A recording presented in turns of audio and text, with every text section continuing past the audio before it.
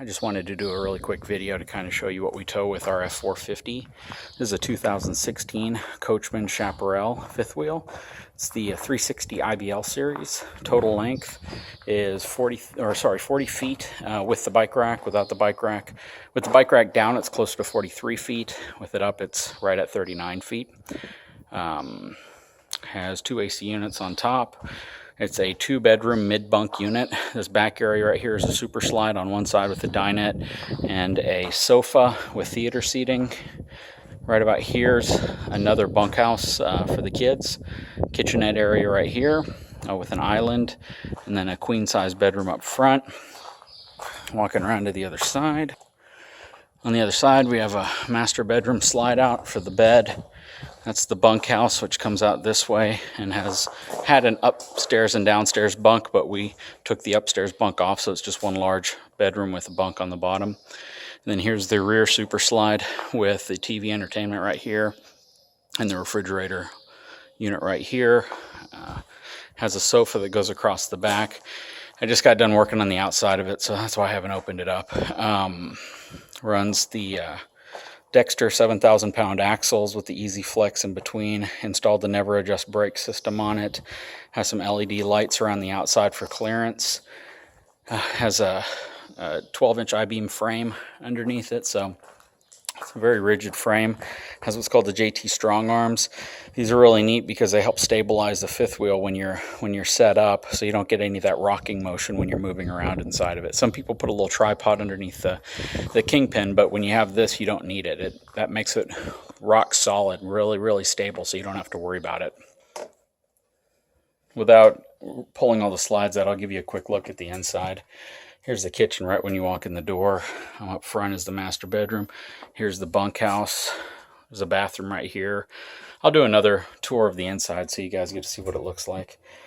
Here's the Corian solid surface countertop. And if you look back into the actual living area, that's the living room, dinette area. In the back is a sofa. As you can see, there's not a lot of room in here if you have both slides pulled in. They pretty much hug right up against the center island and don't give you much room at all to move around. It's got a pretty large gas propane Dometic fridge, and then it's got twin AC units up top. Here's the bathroom, full-size shower, walk-in shower, sink, porcelain toilet. One of the really nice things about Coachman units are this Asdel. You can read a lot about it. Coachman is, I believe, one of only a few manufacturers that use it. One of the reasons why we purchased a Coachman was because of Asdel. Asdel is a composite panel behind this wall, this fiberglass. So typical RVs use what's called Luan, which is a real cheap kind of cabinet board that is behind the fiberglass, and if you get any type of moisture or even just a ton of condensation, eventually that backer board's going to start to get moisture in it. And when it does, it can lead to molding, rotting, as well as what's called delamination, where the fiberglass that was adhered to that Luan board starts to separate. And you can see those when they have that wavy surface to it. On our particular unit, because it uses a composite panel, which is more like a lightweight plastic material, almost like a fiberglass itself, but a pretty thick material, the fiberglass is actually adhered to the Asdel, and it's incapable of retaining water or rotting. So even if water were to get somehow behind or sandwiched between the fiberglass and that Asdel board, there'd be no way that this would ever delaminate.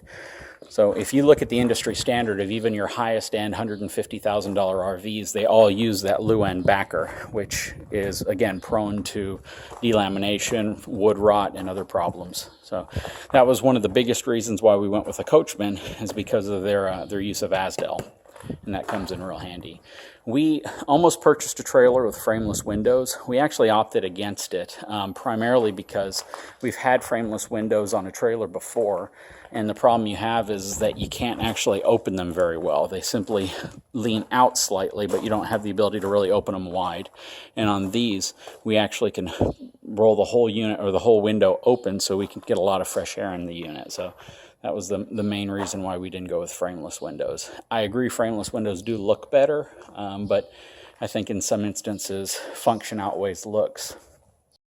Another reason behind the Chaparral purchase was because it has this turn tech system on the front, where instead of the frame of the trailer, the fifth wheel coming up to here and then having a curve up, it actually notches out this whole front section, which gives me the ability to retain my toolbox on the back of my truck and not have to put a slider hitch in. So I have a standard B&H hitch inside of the bed, or B&W hitch inside of the bed, and I get perfect clearance. I can do a 45-degree turn with no problems, no chance of it contacting my toolbox. And I also like the white front cap, the fiberglass front cap. It actually matches the truck really nicely. So when you're going down the road, it actually looks like the front of the cap was painted to match the truck, which really looks nice. Total trailer weight comes in at 14,000 pounds. Total length of the truck, I believe I'm right at about... last time I did the math, I was right at about 65 feet long, truck and trailer. Trailer itself is right at 40 feet long. And I think we're right at about 13.3 inches tall, or somewhere in that range, 12.7 to 13.3 in that range. My next big upgrade on this is going to be to put on some high-end tires, something that I don't have to worry about.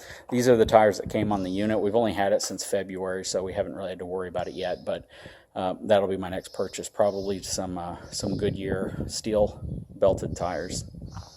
Hey everyone, I hope you enjoyed the video. If you like them, I'm probably going to do another video pretty soon with the tour of the inside, with it all set up, and a towing video to show you guys what it tows like down the expressway and the interstates, as well as going uphill and downhill. Give you all a little bit of a ride in the truck while it's pulling, as well as, again, what it's going to look like when it's completely set up at a campground. We've already taken it out probably a dozen times. Enjoyed it every single time. So everyone, thank you for watching the video. If you like it, or if you can, like and subscribe. Thank you.